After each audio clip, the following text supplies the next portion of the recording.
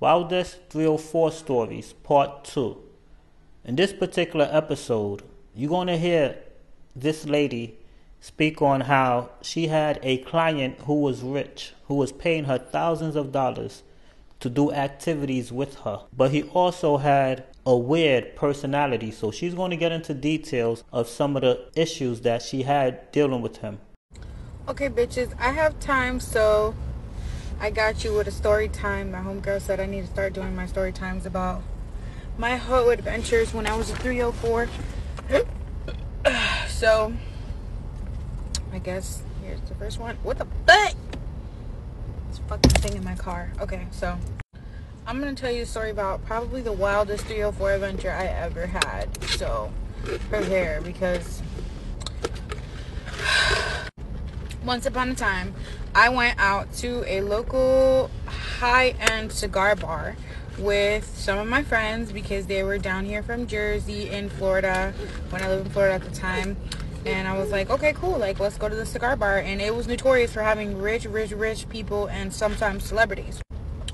So this gentleman, who is a very well-to-do, very well-known man, approached me and at the bar, and he was showing me videos of him and his girlfriend. And, like, I'm talking about literally ordered me a drink and pulled up pornos on his phone and just showed them to me. Didn't even know my name. Just was like, hey, look at this. And I'm like, wow. Then he proceeds to be like, you look like you're a 304, are you? And I was like, well, I'm not here on that tip, but if you're talking about a bag, then sure. What could be the harm? Like, what you trying to do? Buddy pulls me to a Bentley in the parking lot, pulls out a briefcase with, I don't know how much hundreds in it, but it was a big briefcase full of hundreds and every party favor you can think of in a copious fucking amount. I'm talking about big fucking thing of, and every other one you can, just all of them. They were all in there. I was like, $5,000 for an hour. He was like, okay. And I'm like, what? Who are you? And then I found out who he was later, but we'll get to that. So then I was like, okay, cool. Like, we're going to your place or a hotel. What we're doing? And we went to his house, and it was this big ass house in the middle of the woods. Red flag, red flag, red flag, red flag, red flag. But I got paid up front, and I got a Venmo, and I Venmo'd my friends. So we were all getting paid, baby. And when I get there, we're like going to his house, and it's like fucking pictures of every mafia and mob leader that ever existed in the whole wide world all over his walls. Sorry, I like moved to a better parking spot. So yeah, where was I? We were at his mafia themed house, and Buddy pulled me into this huge master bedroom, and everything was black marble everywhere. Everything was black sheets, black curtains. It was really cool, but I'm like, something ain't right though. He gets in the shower and he's like, let me wash out my peach. I'm like, wash out your peach? What you trying to do? He pulls out a 18-inch eggplant, and it goes like,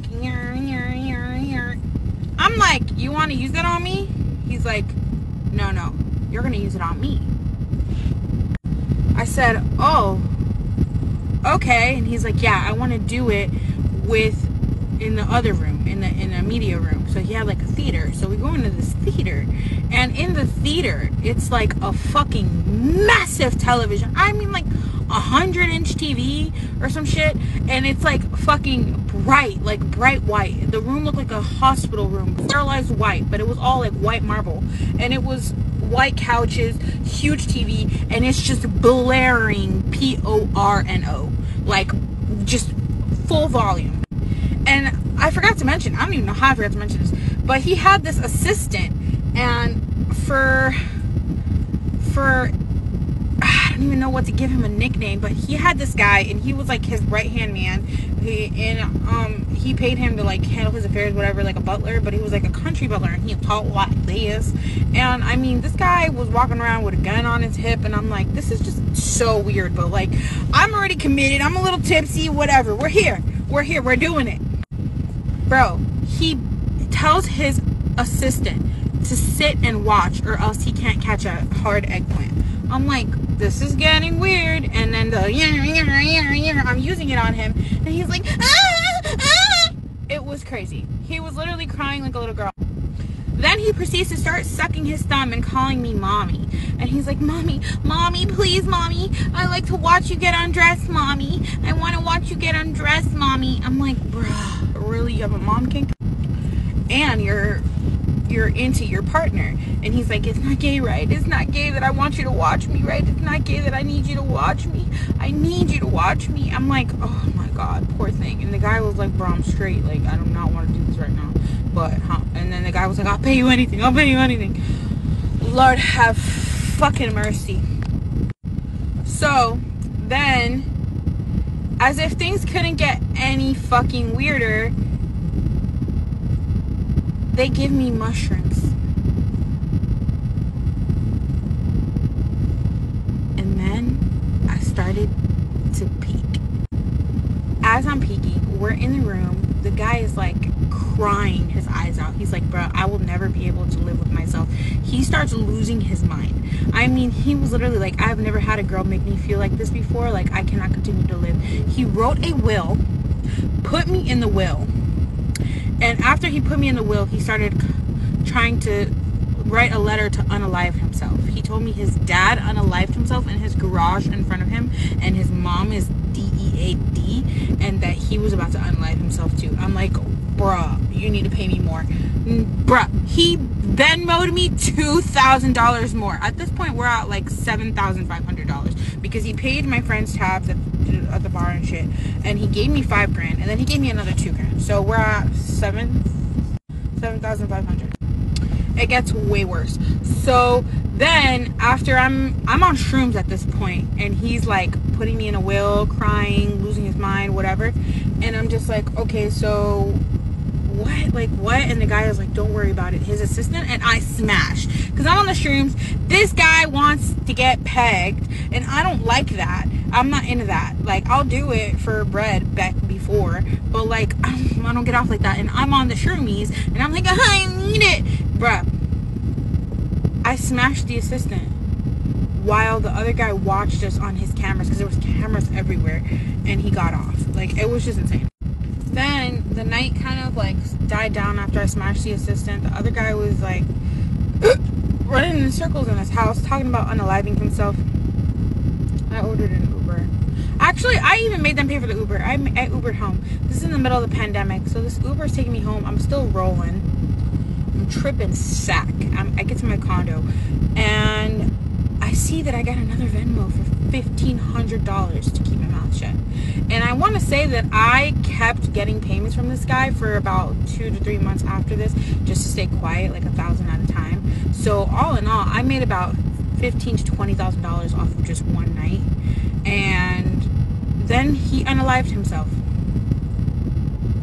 And that's the end of my story. I'm a 304. Of course I have them things on me at all times.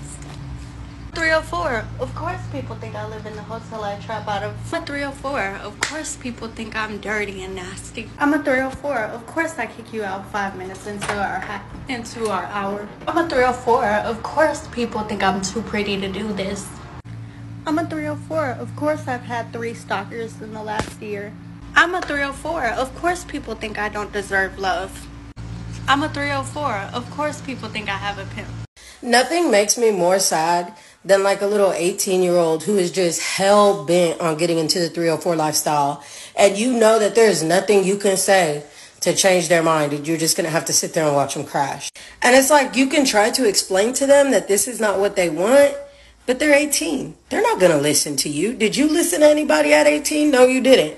One thing about this shit is like you are going to learn, and you're going to learn the hard way. You're going to get into the game. You're going to be 18, young, fly, cute, whatever. And you're going to be making all this money, and you're going to think shit is like peaches and cream until it's not. Once you enter the 304 lifestyle, getting out of it is so hard.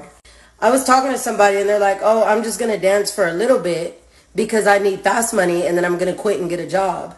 And I'm like, girl, no, you're not. If you start dancing You're not going to quit and get a job. You're not going to give up fast money to go make slow money. And then it's like, you can't even talk to them because they think they know. I'm like, girl, you know, like, I don't want to see you get assaulted. I don't want to see you get hurt. I don't want to see you get kidnapped. And they're like, well, you know, it doesn't happen to everybody.